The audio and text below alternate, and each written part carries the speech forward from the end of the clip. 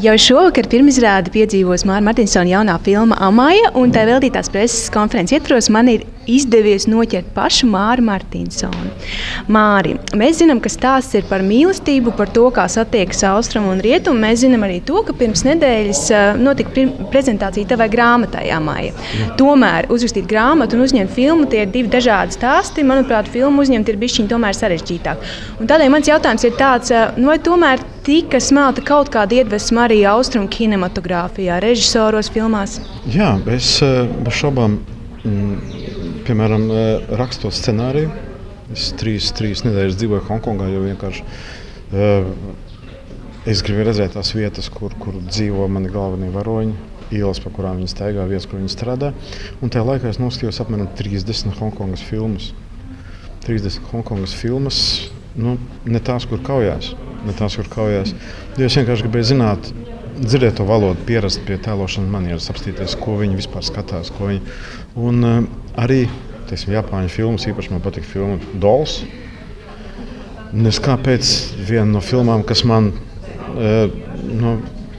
samērā bieži, man gribās pie viņas atgriezties un paskatīties, jo tur ir daudz tādas lietas, kuras viņas rosina fantāziju. Un tā, ka tas bija tam, lai es varētu, ne tam, lai es iemācītos kaut ko darīt tā kā viņi, bet lai es vienkārši sajustu un padzīvotu tajā kultūrā, dzirdētu to valodu, redzētu tos cilvēkus, kas runā pilnīgi nesaprotam. Un pēc tam tās filmas es centos skatīties bez subtitriem. Ja? Jo lielākā daļa tie DVD, kurus es Hongkongā nopirku, viņi bez subtitriem. Viņi ir vietējā filma, vietējiem cilvēkiem, un tas man bija tas, kas man deva to sajūtu, lai pēc tam jau strādājot pie filmas, es varētu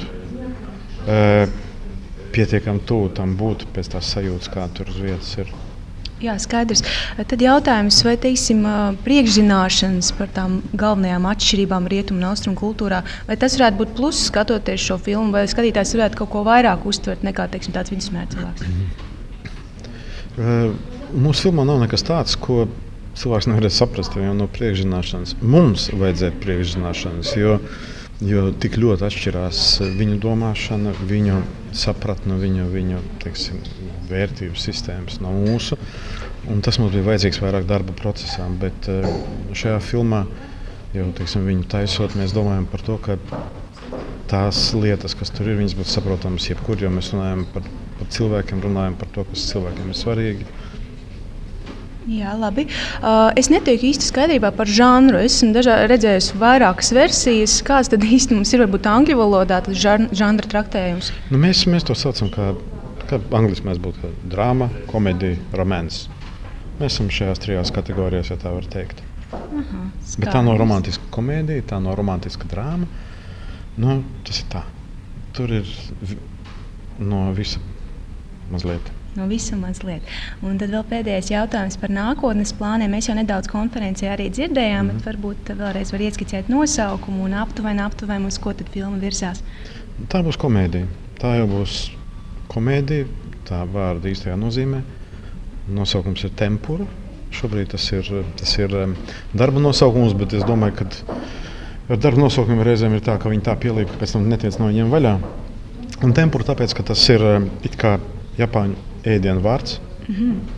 Mēs it kā visi zinām, ka tāda var. Bet es nezinu, vai daudz zina to, ka tas vārds ir cēlies no portugāļu vārda tempura. Un ir ļoti liela saistība Japāņu valodai ar portugāļu vārdiem, kas vēsturiski veidojusies. Un tāpēc daļa no šīs filmas sižetiski notiek Portugālē un Spānijā. Žanrs road movie, ja tā var teikt. Komēdija. Japāņu sieviete Eiropā, Spānijā. Principā sanāk vēl lielāks kultūra tāds mikslis, Tieši tā, jo šobrīd jau domājot par to, tā ir viena no pamat līnijām, ir šis kultūras sajaukums un tāpat laikā saistība savstarpējā, kas ir izveidojusies, teiksim, simtu gadu vēsturē. Un cik tas ir tāpat laikā interesanti un tāpat laikā komiski.